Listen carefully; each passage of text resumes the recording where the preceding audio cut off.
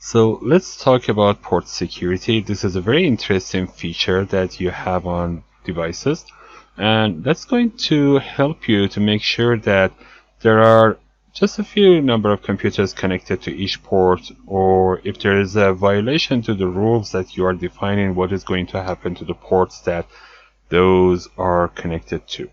So let's say that in this case I have some PCs connected to switches, and each port is just connected to one computer, and I know that this computer is not a mobile computer, so that is going to be always there. And in case somebody comes and unplugs the cable and connects it to his laptop, that laptop is not going to be able to get to the information in my network. So this is one of the scenarios. How can I create this port security feature here? To enable this, what I need to do is to, first of all, I need to make sure that the port is in access mode. So if this port connected to the device is not an access port, port security is not going to be enabled. So let's say that switch 1 is connected to two PCs here. Between switch 1 and switch 2, I'm going to create a trunk first of all. So let's go to here and show CDP neighbor. Here it says that switch 2 is connected through Ethernet 0, 0, and 0, 1. So what I need to do is to go to here, interface range, Ethernet 0/0 to 1. That's going to be in switch port mode, switch port trunk encapsulation is going to be .1Q, and switch port mode, of course, is going to be trunk. So these are the commands that I need to enable on the other side to make sure that interface is in trunk mode. Of course it is in trunk mode because this was in dynamic auto mode, but let's just do everything explicitly. Interface range E00 to 1. And these are the commands, and now I have trunk here. I have set the PCs with some IP addresses. So let's go back to switch 1, and the first thing that I want to do is to type show MAC address table, and here it says that through Ethernet 0/0 I have a connection.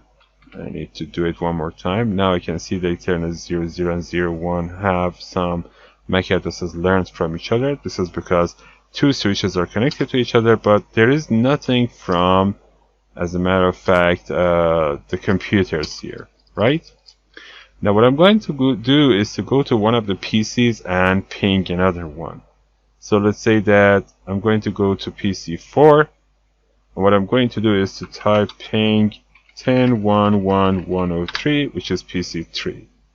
Now that I have done this, on switch 1 I can see some MAC addresses. All of them are learned dynamically. Now what I'm going to do is to go to interface Ethernet 0/2.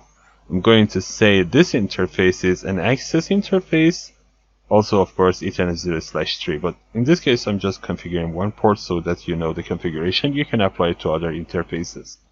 So what I want to do is to first of all say switch port to make sure that this is in layer 2. Of course it is, but just for the sake of learning. Switch port mode is going to be access, and switch port access VLAN, let's say for example 1. Of course it is by default in VLAN 1, but again, just for the sake of learning. If I show MAC address table, it says that on Ethernet 0/2, this is learned dynamically. Now let's say that I want to enable port security. If this is in trunk mode, of course port security is not going to be enabled, so I just made sure that this is in access mode. I just say switch port security, hit enter. Then I'm going to go for different modes. So switch port security has a violation mode, which is by default of course shut down, but let's say that we have 3 different ways. Now they say that we have some rules here. For example, we are going to set the maximum of devices connected to this port to 1. If there are 2 computers or 2 devices connected to this port, what should happen to the port?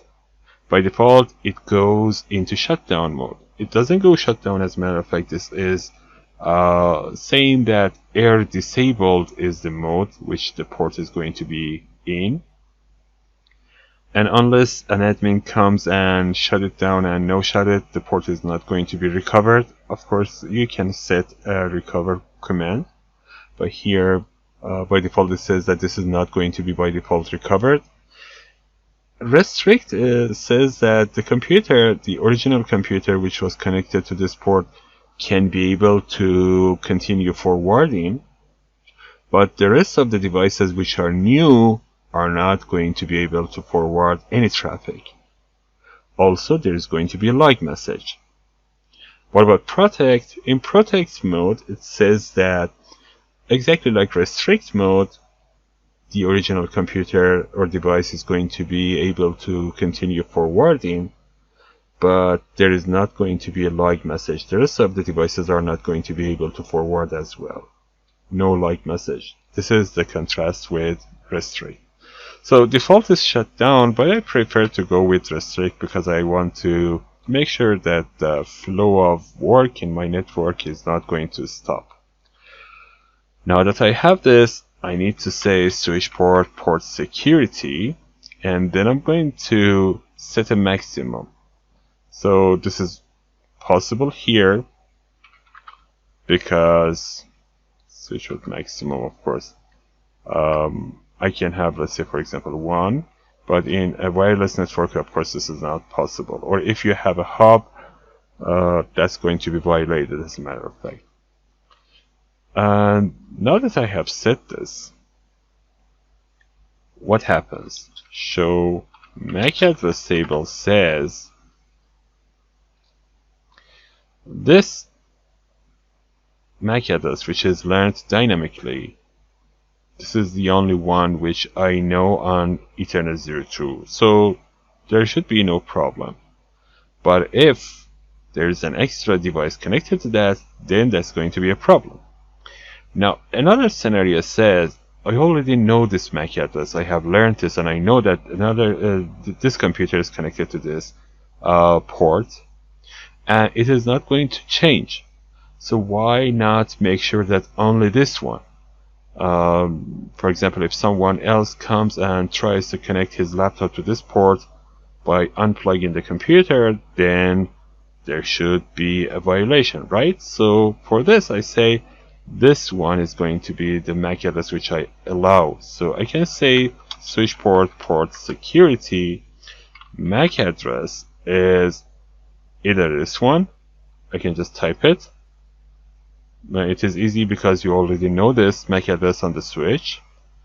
Or you can say sticky, which means that the first MAC address which is learned by the switch, and most of the time that's the device which is connected to this port.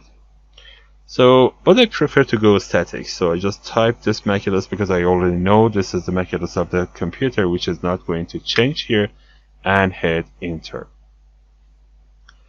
And you can say, for example, some MAC addresses are forbidden from being connected to this port. Most of the time you do not really want to do this because anybody can connect any computer to here, to this port, and that you should not, type the MAC address of all those computers here as forbidden.